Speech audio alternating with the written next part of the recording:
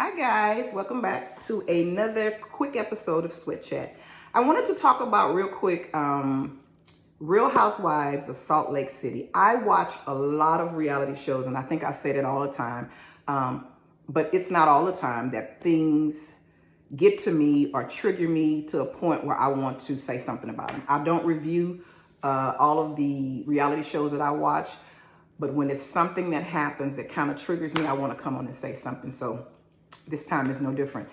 I want to talk about Monica. Monica is one of my favorites. She's new on the show, and Monica is a rebel child.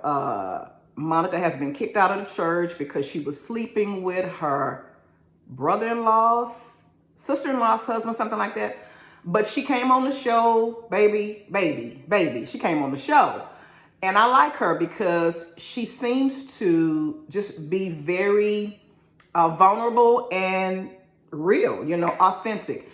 Last night on the episode, she came on, and one of the first things she said was, somebody asked her about her car, and she said she had to rent a car because her mother took the car from her because she was angry with her.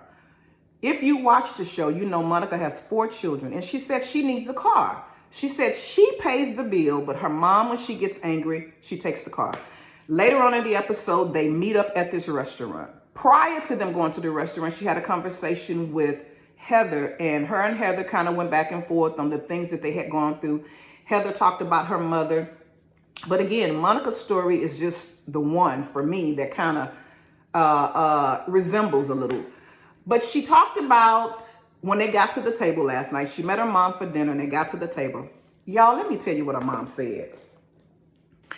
Monica said that her father left at 4 years old. He either left or he is deceased.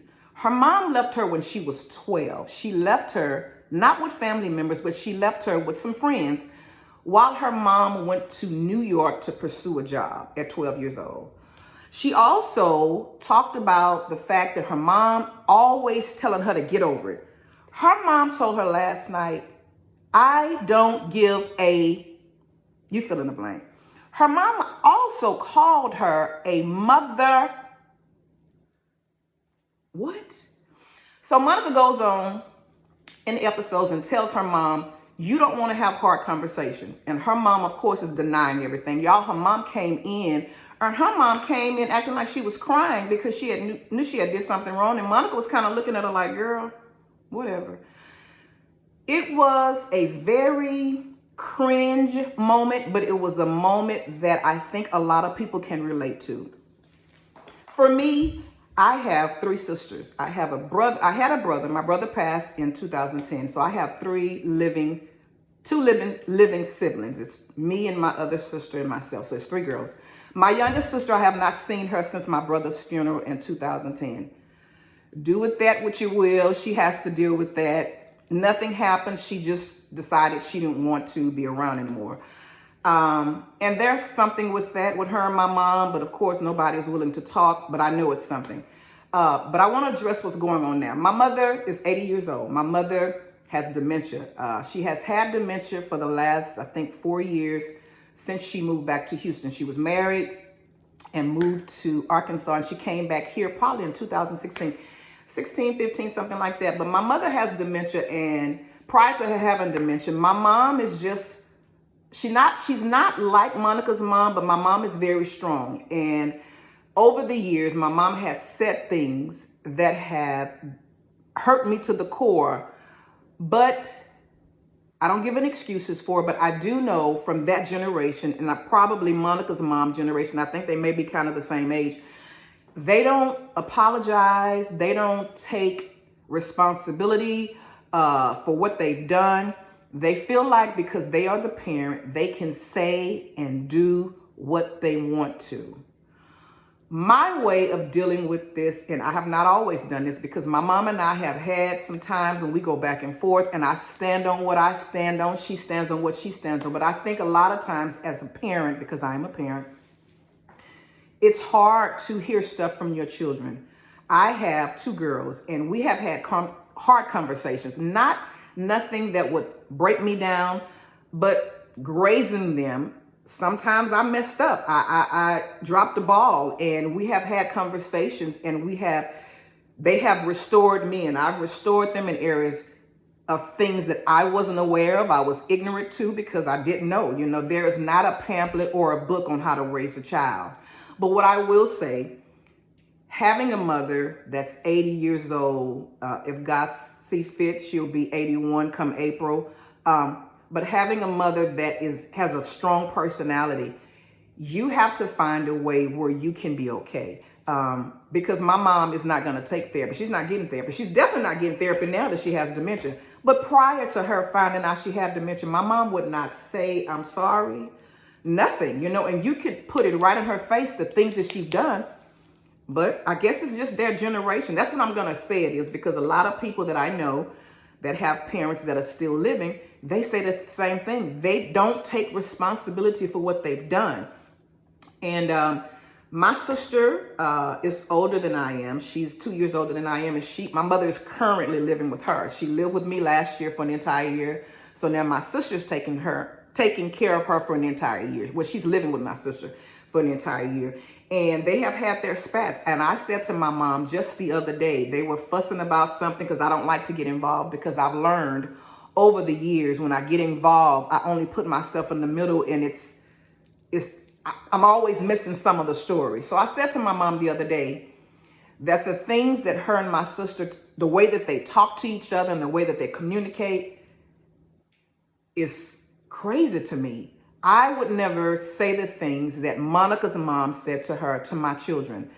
I think I respect them and they respect me, but as a parent, you don't know how to to drop, not drop. That's not what I meant to say. As a parent, we sometimes don't know how to back off. My mother said the other day to me that she felt like, what she said, my sister was going somewhere, and she was really upset, y'all, that my sister left without telling her where she was going. And first of all, you 80 years old, ma'am. You don't have to know where everybody is going. You don't have to know where she's going. She's grown. But my sister said she told her she was going to get some soup or something. My mom acted up. She was really angry that my sister didn't tell her where she was going. And I had to remind my mom again, Mom, we are not 12. We're not 14. We are grown women. And we can do what we want. If it's not being disrespectful, nobody has to tell you where they're going. And so I think for Monica and her mom, I think the situation or the issues are much deeper. We're seeing some of it on TV. She's expressing a lot of it. I think they go deeper. She made a statement last night that her grandmother did not want her mother. And so her mother treats her like her grandmother treats her. And so, y'all, it doesn't stop. There's a young lady on TikTok, and she always introduces herself. If y'all look at TikTok, y'all know who I'm talking about, as a lady with the 7 kids. I feel sorry for her, but at the same time, we need therapy. Living to this age, and you have issues that's going on, you can't bring both parties to the table, because most of the times they're not willing to come. But if you go and get some help, you'll know how to set boundaries. That's all I wanted to say. Set your boundaries, be respectful. And if you have a parent living and you're dealing with something like Monica's dealing with, or that I'm dealing with, kind of pull out a little bit more patience and get some therapy, y'all. And pray, of course. And if you meditate. But we cannot treat our children how our parents treated us. And we can't hold them to the fire of everything, because they're just not willing to take responsibility. And so if they aren't willing to take responsibility, what do? We move forward, we get therapy, and we get better, and we heal. That's all I wanted to say. I'll see y'all later. I'm going to the track. I haven't been to the track in about a week because the weather's been bad in Texas, but I'm headed to the track now, and we'll talk later. Y'all be safe and be kind. Peace.